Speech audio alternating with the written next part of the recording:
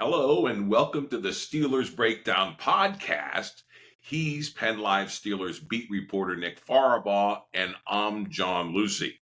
And here we sit in early May, and some things never change. The Aaron Rodgers watch continues. Virtually everyone expects him to sign with the Steelers. Some say it could happen within a week to 10 days. National pundits are on record saying it's the wrong move, but I would think many in Pittsburgh are intrigued to see what happens. And then there's George Pickens. A trade did not occur during the draft, but his future with the Steelers is still the subject of debate and multiple reports. Some credible sources in Pittsburgh say there's still problems between Pickens and Pittsburgh, and the freakishly talented wide receiver will not be with the team in 2026 and could be gone even before then. Would GM Omar Khan really leave his receiving room shorthanded for 2 seasons in a row? Well, we're going to get to that. But right now, we're going to be asking Nick about the incoming flock of Steelers rookies, both drafted and undrafted. They're arriving later this week for rookie mini camp, and Nick's going to be there, of course.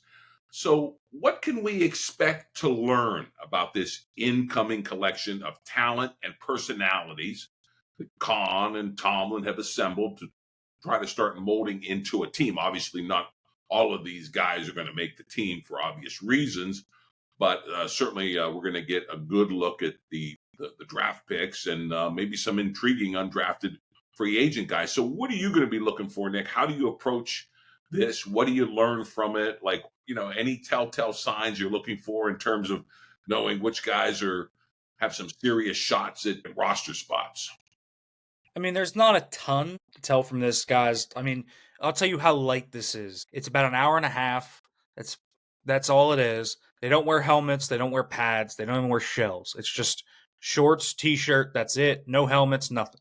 So everything's on air. Everything's about following instruction, following coachability. I think that's the biggest thing you can look for. I remember last year, Jonathan Ward, who is still a running back on the Steelers now, he was one of those veteran tryouts. We'll probably have a veteran tryout or two for the Steelers coming in for these rookie minicamps. They had 2 last year and signed both of them, so that's something to watch. But it's kind of just a guy that has a standout attribute. Jonathan Ward had really strong hands in the pass pro drill. I mean, that's literally all it took. I remember Alfonso Graham 2 years ago was just really coachable.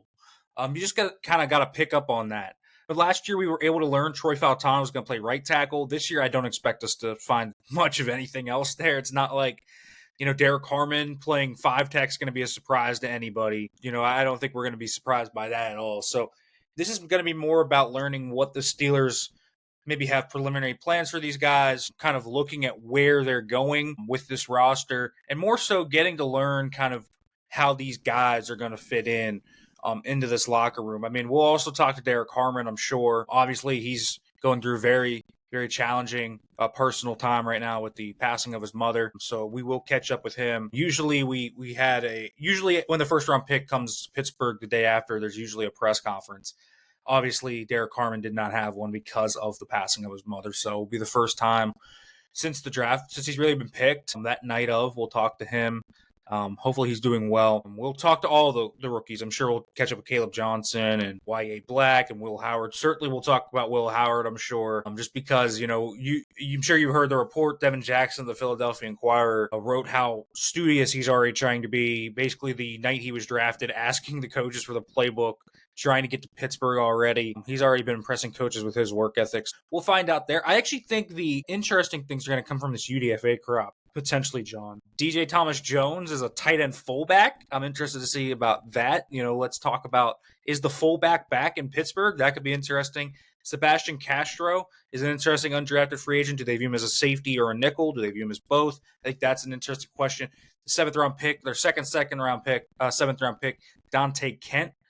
Where are they kind of viewing him? I do think Y.A. Black out of the draftees is going to be the most interesting. Are they viewing him as a nose? Or are they viewing him as an end? I think that's the question. I mean, he's 6'5", 336, so you would think he'd be the nose. We'll see. played a lot more end than nose at the college level. So we'll see where they kind of project him. So we'll learn some things like that. But it's really just kind of to see baseline athletic traits. We see that here, even in, shorts, you can kind of tell who the athletes are. You don't know if it's going to translate, but you can tell if there's traits to bet on.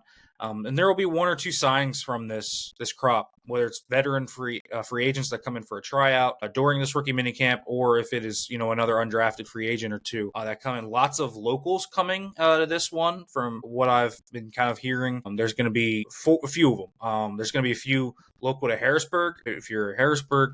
And there's some out Philly. There's a lot around the WPIAL. Seth Morgan, Mount Lebo's quarterback a few years ago, he'll be there. Hollis Mathis, who was part of that really great Penn Hill state title team, he'll be here. Eddie Faulkner's kid, the running backs coach, he'll be here. So there's just a few players, but there's even more than that coming in. So it'll be a fun little 2-day, 3-day mini camp to kind of get to know these guys. We will find out Sunday kind of who they sign. The Steelers have a few open roster spots. They have 3 right now. So I'm assuming they're going to sign 1 or 2 of those guys. I'm assuming they're going to keep 1 open for Aaron Rodgers, and we'll kind of see where things go from there. But I would imagine we're going to see probably 1 or 2 signings. Last year, I think they actually had 3, so maybe even more than that. We'll see. Interesting. Yeah, that's like the Motel 6. We'll leave the light on for you. That open roster spot, that's for Rodgers. We'll talk about him in a minute because we've gone a few shows without mentioning his name, but so we got to revisit that subject a little bit, more on the rookies in the draft class. We know the Steelers did a lot of shopping in the Big Ten and other cold weather teams, and there was a lot of talk as these names were announced, down the list about Steelers DNA.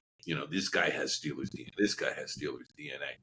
And there was an attempt by a couple of your colleagues out in Pittsburgh, Brian Batko being one, to sort of define Steelers DNA. And I want to run this by you and sort of get your take on what it means. He went to, the Big Ten shopping and, the DNA of wanting rugged, weatherproof guys. That was part, guys that could play in the cold, in the rain, in the snow, in the howling wind. That because they're coming from these teams that experience that in college, this sort of weatherproofs them for the AFC North. How do you define, Steelers DNA? And is there a sense that Steelers need to be more of an all-weather team that we hadn't been in the past, or, needing to toughen up, be more rugged and weatherproof? I think I'll say this, I think there's just a way to know. Listen, John, you've been a Steelers fan for how long? I've been watching the Steelers my whole life. I've been here in Pittsburgh. I think when I watch guys, I just know if they're Steelers, right? They're tough, they're smart. I don't know if the weatherproof is necessarily part of that, but I think certainly physical is part of that. I think the physicality of it. Like, you think of the great thousands teams and think of how physical those teams were. I mean, you just think of, you think of Ryan Clark, right? You think of him as a safety. So Deshaun Elliott is a perfect example of that. That guy's a Steeler. He's tough. He's smart. He's a born leader. That's the type of player you think of. When you think of TJ Watt, hot motor, physical, despite all the great things that TJ Watt is, at the base traits, he's a Steeler. Jack Sawyer is a really good example of that. Even though I wasn't as high on the Jack Sawyer pick, hot motor, physical, strong, leader. That's the type of guy that they had in the locker room when they were really good, right? I think that's the thing is, over the past 20 years, really the last 10, I think, from about 2012 to 23, we saw a shift of what it meant to be a Steeler. That was more athleticism, underclassmen, traits-based picks. We saw a lot of that. Really, after Jarvis Jones, that pick went sideways. The Steelers went full in on athleticism. You look at some of the guys they drafted in that time period: Bud Dupree, Sean Davis, Artie Burns, Devin Bush, Chase Claypool. You just look at those guys, athletic-based players, potential-based players. I think we're not seeing that the last 2 years, John. I think it's interesting. We're starting to see them shift back, I think, a little bit to the 2010 kind of mold, right? You think of Fautanu, and while he's very athletic, we were talking about a very polished prospect coming in. Zach Frazier was polished, tough, leader, 4-year starter at West Virginia. Mason McCormick, 3-year starter at South Dakota State, captain. smart, tough. We're just thinking of these guys, right? Peyton Wilson, same way. The Steelers have a type from that era. I think it's a little different than what their type had been the last 10 or so years. I think there's a shift there happening. I'm seeing them go more for high floor with high ceiling type players than just guys like Broderick Jones, for example. Jones was a very raw player that needed coaching and needed upside to be realized. There's not really a guy in this class in their early portion of the last two classes that I think fits that. I look at, honestly, you look at guys like Caleb Johnson. That guy's a Steeler running back. He's big. He's built for this. He's a bell cow proven player. That's the type of guy you look at. Najee Harris is probably the example that actually is kind of not fitting into the archetype I was talking about. He fits in very well to the Steelers type of player. But I talked about this a lot after they kind of got done with their draft and just my solo episode, John. Look at the guys they drafted. You look at Derek Harmon, so he's a 4-year guy, obviously, was only in Oregon for 6 months, basically, but became a leader of that front with a veteran-laden group on top of that. Caleb Johnson was a breakout player in the lifeblood of that offense, but day 3 and later, Jack Sawyer, captain of a national championship team. Y.A. Black was a leader of that Iowa defense. Will Howard was a captain at Kansas State. Carson Brunner, captain. Dante Kent, captain. Sebastian Castro, UDFA, captain. They just signed a lot of captains in their undrafted free agent group, too. There was a focus this year on physicality. There was a focus on that captainship, the changing of the locker room, I think. The Steelers kind of changing how they view their locker room dynamics. They took very clean-cut players that have been in leadership roles. And I think that's really interesting to me. In the past, I actually think, when we talk about George Pickens, Pickens is a perfect example of a pick they didn't make this year, right? Pickens was the guy that coming out, he was red flagged with these character concerns. He was a young player that had oozes of potential, just a ton of potential. And obviously, he's turned into a pretty good player. But the Steelers have sometimes in the past 10 years been more willing, I think, to throw the characters part of this a little bit more aside. They've drafted less captains and less leaders like that. I think that's part of it. So the Steelers in general, over the last few drafts, have shifted back to this. So what is Steeler DNA? I think the leadership part of it's a Steeler DNA, but I think that smart, physical player that is there, that's built for the AFC North, you kind of just watch them. There's a few other players that they didn't draft that I thought were Steelers players. Like I thought Emeka Egbuka was a Steeler player. Great physical, tough player, great hands. I thought when you looked at Malachi Starks, who became a Raven, is a Steelers player. Ravens player and a Steelers player are essentially the same thing. If you look at who's on the Ravens roster, they're probably Steelers players, which is why we're starting to see that kind of come about, right? Patrick Queen is a Steelers player. That is 100% the truth. So the Steelers DNA, I'm not sure if it's just cold proofing it. I don't think necessarily it is. I think, though, I do think the toughness part of it is. I think the football IQ part of it is. And I really think when you think back to those really good teams, you saw really good high-level physicality. That's my main thing is those teams were built for physicality on both sides of the ball, in the trenches. And then you obviously had some freak athletes too. Polamalu was obviously an incredible athlete. And you think about those guys.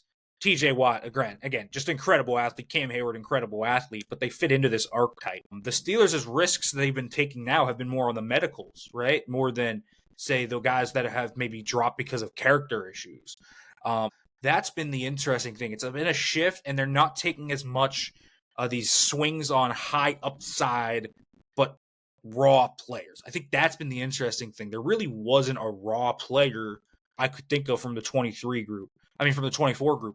The 23 group was kind of laden with this physical talent rawness, right? Think of it. Jones, Porter, Benton, all those guys came to the league pretty raw and needing to be coached up. Now, some of them have turned into nice players, but we still see the growing pains for all three of those players. And I think that's just the interesting thing about how the Steelers have drafted. Very heavily focused, of course, on the Power 4 part of that. Big Ten has been a part of that too.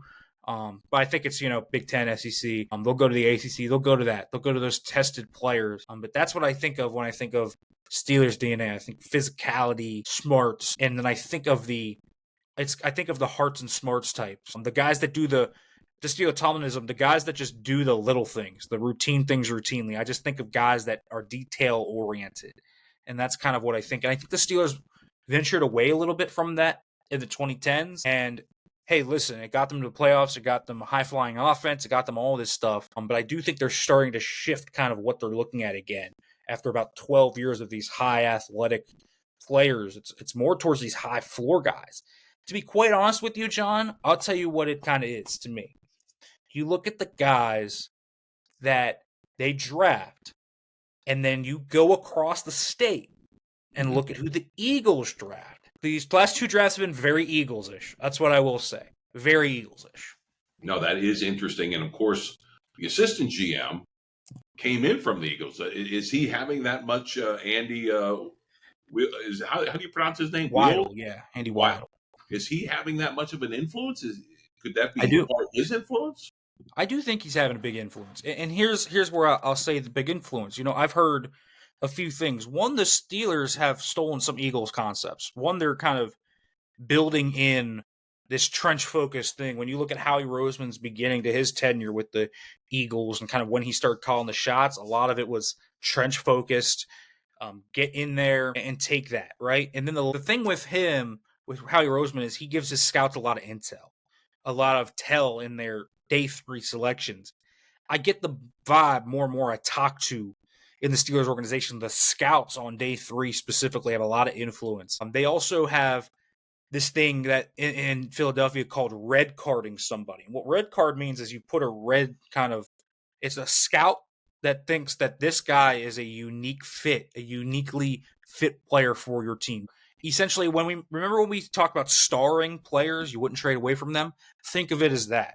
The Steelers, I believe, do this as well, basically because Omar Khan said it, and I've talked to this. I think the yellow star, I think that's what it's called, the yellow star players, and Derek Harmon was one of those players that had that yellow star around him and said, this guy's a unique target for us. He's one of those guys we think. And that can go all the way down the board, right? I mean, you could have a guy in the 6th round that obviously you wouldn't take in the 1st, but you think is a unique player that fits well to what you do. And so I think they've stolen some of those concepts. Their trench focus, I think, has been very Eagles-ish. I think they're following a very similar model. I mean, I look at the run game focus of how they want to get more explosive, right? Caleb Johnson was super explosive with Iowa. I think that they want to become more efficient, and they're making aggressive trades too. I mean, the DK Metcalf trade for a 2nd-round pick is not the exact same, but it mirrors what the Eagles did when they traded for A.J. Brown. They got number 1. The Steelers now trade for their number 1. And so a lot of it just mirrors what they do. So I do see an Eagles-ish presence to it. It's not exactly the same. The Steelers have their own flair to it, of course. But they focused a lot on these leadership players. In the kind of dart throws they do take, John, are later in day 3. They take upside shots sometimes at some guys. Like Y.A. Black to me in the 5th round. He can be a rotational nose, but he has a bunch of untapped upside if you can kind of hit and get him to really fill in the blanks on his resume right now. He could be a much higher upside player. He could turn to a starter if he hits his ceiling in. But I think you look at all that, it's become more upside based on later day 3. But all those guys are like captains and these high leadership levels. The Eagles do a lot of that too. They draft a lot of, NFL bloodlines. That's been the Steelers thing forever, right? The NFL bloodlines, the captains. The Steelers have kind of taken that and kind of embroidered it into their own kind of draft DNA, if you will. So the Steelers DNA, it's ever changing. It's not the same as it was in 2004. It's not the same as it was in 2020. I think it's definitely changed the last 2 years, though. They've kind of changed what they've looked for. It's less about these raw athletic types and a lot of it more channeled into this high floor types. But that doesn't mean they're not athletic. I think the Steelers actually have only taken, under Omar Khan, if you look at RAS, that's relative athletic score. You can find it on Twitter. You can find it online if you want to look at it. I think the Steelers have only taken like 2 guys that are below an 8 on that. It's 8 out of 10. So they take very athletic guys, but they take very athletic guys that seemingly have polish on them, or the later day 3 guys are those raw upside kind of shots in the dark. So it's a really interesting kind of weaving of this culture for the Steelers, but they've definitely changed what they look at in terms of their DNA. I think the last 2 or so drafts, just from a player type, they've taken a lot more high floor players, and I do think it's a little Eagles-ish. I do. Well, it'll be interesting to see, based on your observations at the rookie minicamp, if some of that character, personality, toughness, all those captains being assembled into black and gold uniforms, if you get a sense of that, if you get a sense of the personality of this rookie and undrafted class, we'll sort of pick your brain definitely next Tuesday on that as well. Speaking of a player where some people would say the jury is still out if he has Steelers DNA, George Pickens. There were 2 conflicting but interesting reports that came out over the course of the last few days. One from senior writer Jerry Dulac at the Pittsburgh Post-Gazette, who said this on George, quote, "I don't expect him to be here beyond this year. They will not give him a second contract. They have until November if they want to trade him. Look, they got a number 2 for former Steelers receiver Chase Claypool. Maybe they could snooker another NFL team and get a number 2 for George Pickens." That's from Jerry Dulac. Then we have this from ESPN's Jeremy Fowler that came out a couple of days before that negative report from Dulac. He says, quote, "There was a little bit of smoke going on at the draft, but I was told that Pickens, in the end, wants to be in Pittsburgh. He loves Mike Tomlin and wants to be a part of things here in Pittsburgh," unquote. So we need you to sort of untangle this conflict, what's going on there. But more to the point, we talked all last season about how Kahn left the receiving room shorthanded when he traded away Deontay Johnson. Surely he's not going to do that again with George Pickens. That's the assumption that I would make. And it's certainly, when you're trying to attract Aaron Rodgers here, you don't want to be tying one hand behind his back. So what's your thoughts on all this? I mean, listen, I've told you this, I think, since the Combine. I have not heard them wanting to trade him. Now, I've heard them having calls for him. They had a few calls during the draft. The Cowboys called. That's been a reported thing. The Cowboys called.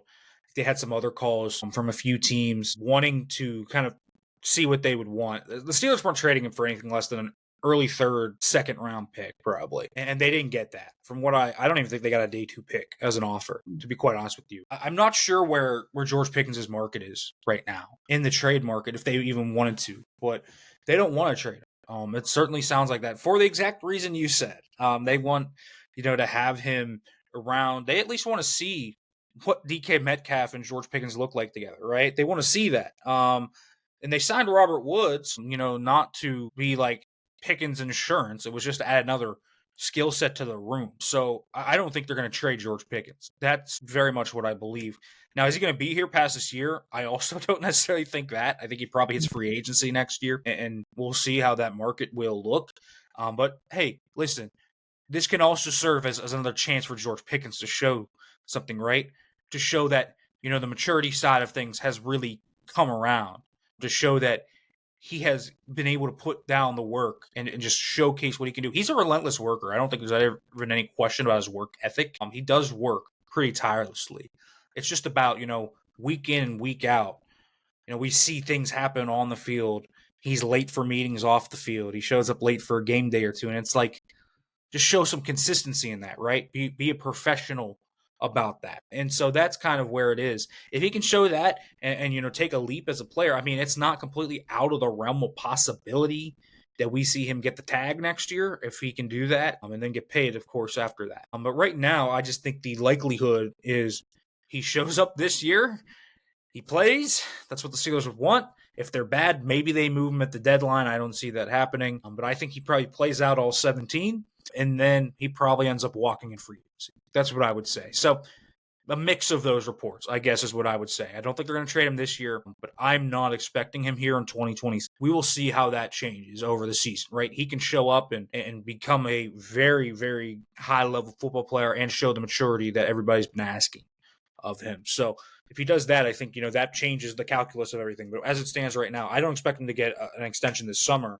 we'll see how he reacts to that. The other thing that was kind of interesting, I think Jeremy Fowler said this, and from what I've heard, it's true, is that Pickens flirted with a trade request. But the reason he didn't is because he likes Pittsburgh. He likes Mike Tomlin. He likes what they have here. So he likes it in Pittsburgh. So we'll see kind of how this works out. But I don't think, as of right now, from what I've kind of been hearing, I don't think they're going to trade him unless he requests it. And right now, as kind of Jeremy Fowler mentioned, doesn't really sound like he's going to request it.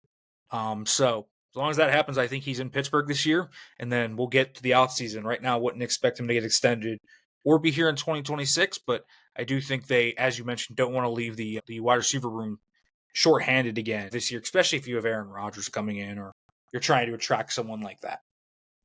No, that makes total sense to me. And, the one thing I do sympathize with Pickens on, he's had this merry-go-round of quarterbacks throughout his tenure here in Pittsburgh. And maybe the tone and tenor of the locker room, with this shift that you talked about, that the Steelers are going for this rugged, tough leadership guys, captains aplenty, that helps in the maturation process. Certainly, if Aaron Rodgers is the quarterback, that could be interesting, his development under Rodgers. And we are going to talk about Rodgers in just a second. I just want to remind our audience that if you're in for a different kind of listen, we have Death County, PA, that's out from Wondery, and it's featuring Penn Live reporter Joshua Vaughn. Death County, PA is the title. The serious subject is deaths in a county prison, Dauphin County Prison here in Harrisburg.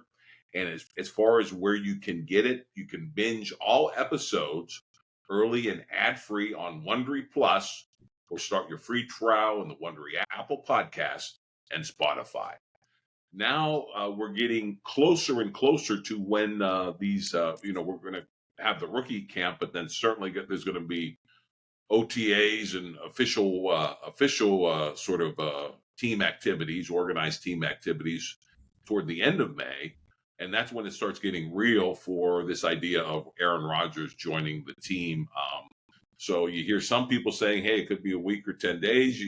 Something's going to be finalized. You have pundits saying, hey, Steelers are doing the totally wrong thing at the quarterback position. They're doing this all wrong.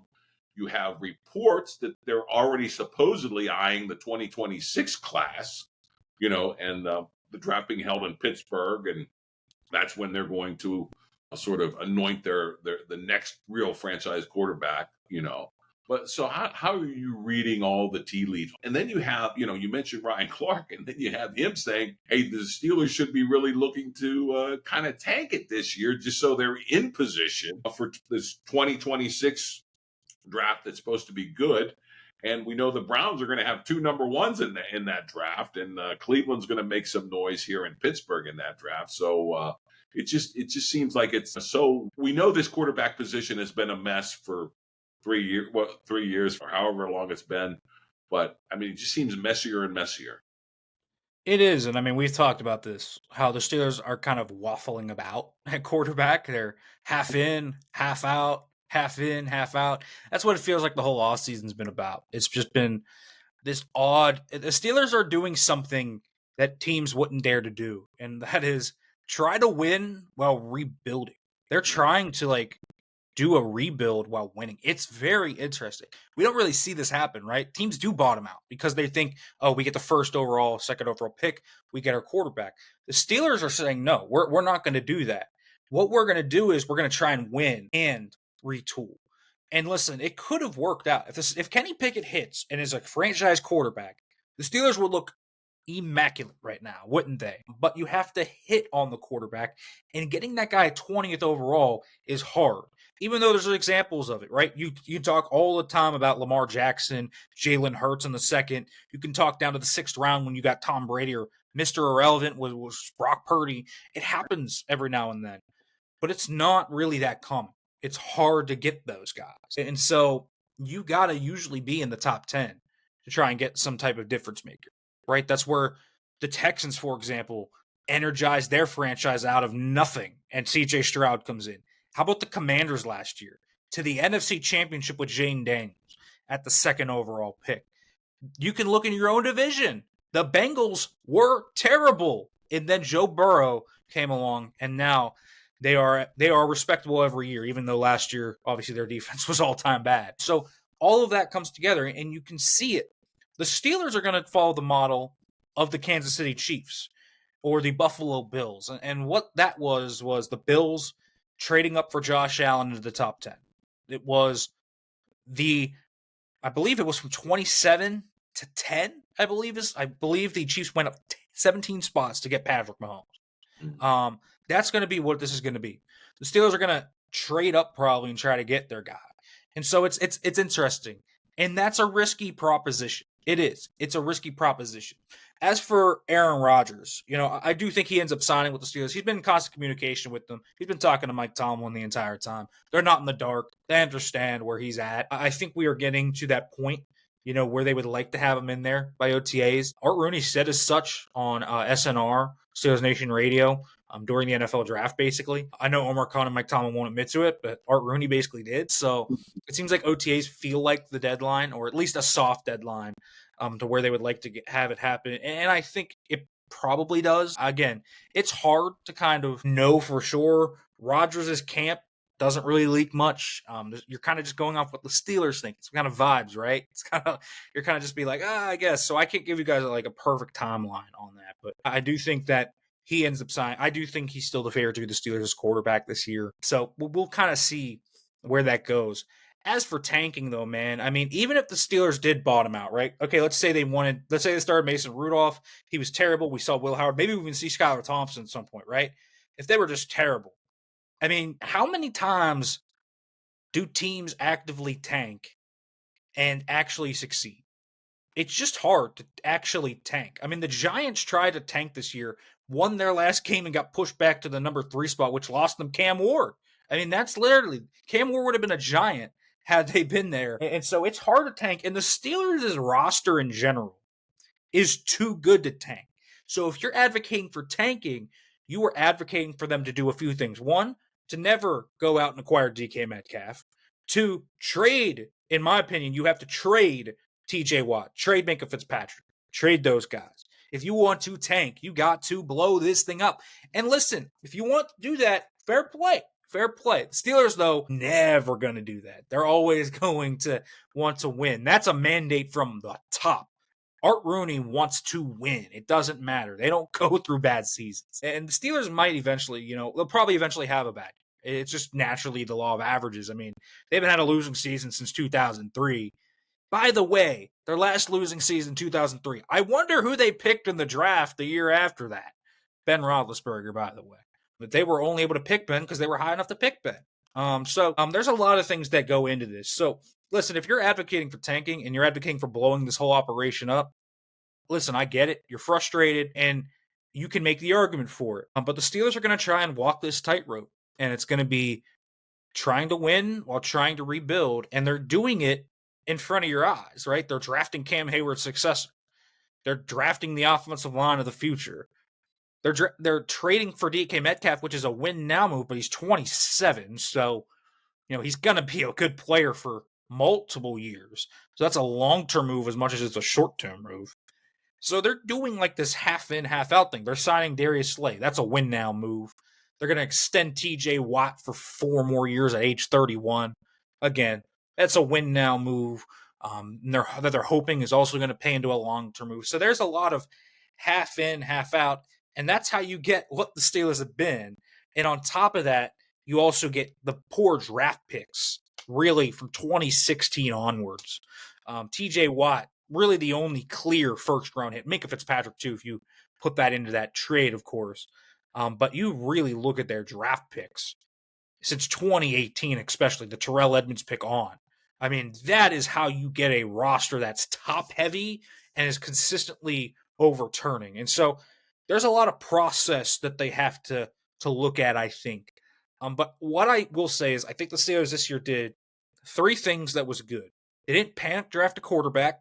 Good. We talked about that. Don't panic draft a quarterback. 2, they reinforced the trenches again, this time on the defensive side of the football. Also good. 3, they're trying to kind of fit the offense better, right? The offensive pieces now fit the scheme. Last year, Arthur Smith was like kind of waddling around, running around, trying to fit this, and it really wasn't Arthur Smith's scheme. I think he even said it during his press conference with us during the draft that he had to pivot his scheme.